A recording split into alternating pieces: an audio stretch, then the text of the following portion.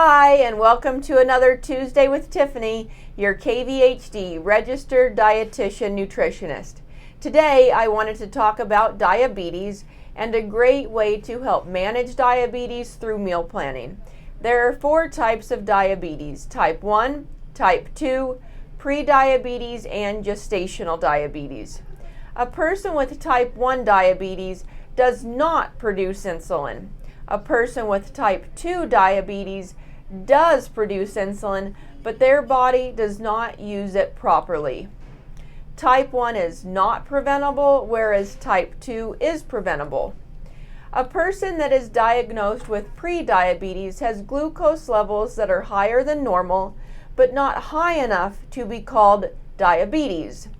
Prevention strategies are key in controlling prediabetes, such as losing weight, healthy eating, physical activity, and quit smoking, because smokers are more likely than non-smokers to develop type 2 diabetes. Gestational diabetes is a type of diabetes women can develop during pregnancy. Eating a healthy diet and gaining the right amount of weight can help manage gestational diabetes.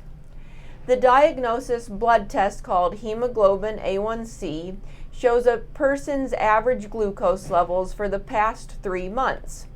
A well-managed diet can help lower hemoglobin A1C, in addition to often the use of diabetes medications prescribed from a physician.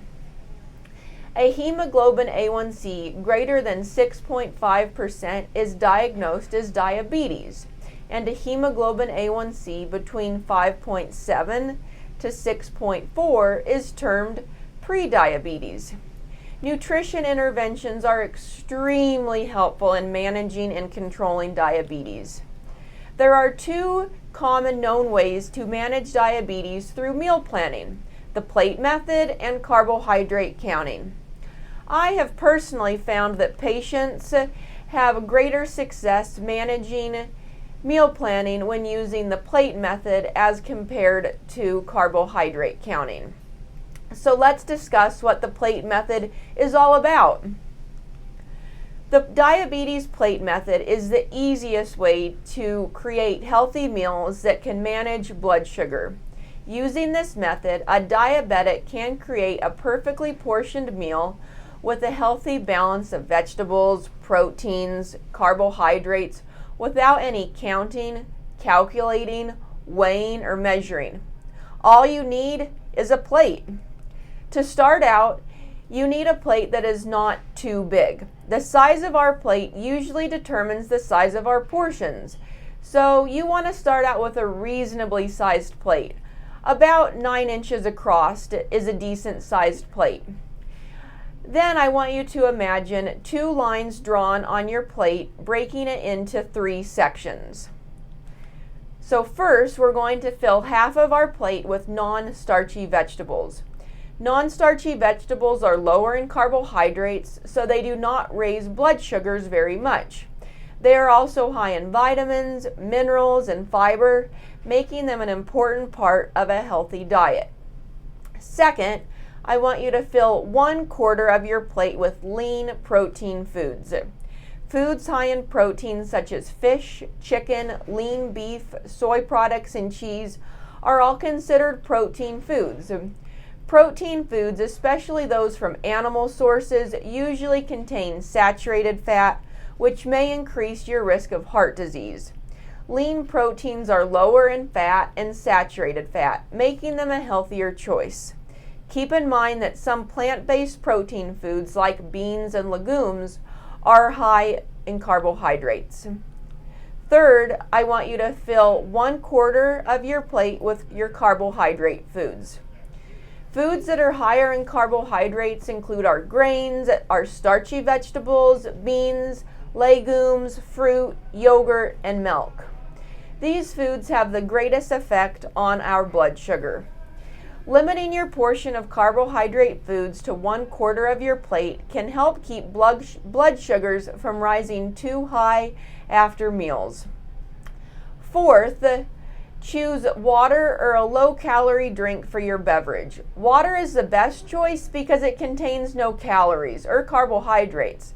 so it has no effect on our blood sugars. You may be wondering, how does this work with combination foods? Often our meals don't always fit neatly into the 3 sections of our diabetes plate method. Many dishes combine different food types together, like soups, casseroles, sandwiches, pizza, pastas, etc. You can still use the plate method though when preparing and portioning combination foods. I just want you to identify the different foods that are in the dish and think about, if they were separate, where would they fall into that plate? So for example, let's talk about a pizza. So in a slice of pizza, the crust would be our carbohydrate food, the cheese and any meat on top would be our protein food, the tomato sauce and any other vegetables on top would be our non-starchy vegetables. You may also be thinking, how does breakfast work? Do I really have to eat half my plate at breakfast with non-starchy vegetables in the morning? Breakfast is typically a smaller meal and may not include foods from all 3 parts of the plate. Include at least 2 food groups in your breakfast and make sure to include plenty of fiber and protein so that you will be full until lunchtime. Until next time, take care, and I hope if you do have diabetes, or if you know someone with diabetes, you were able to take away something new and have an understanding of how the plate method can help manage diabetes while still being able to enjoy meal times.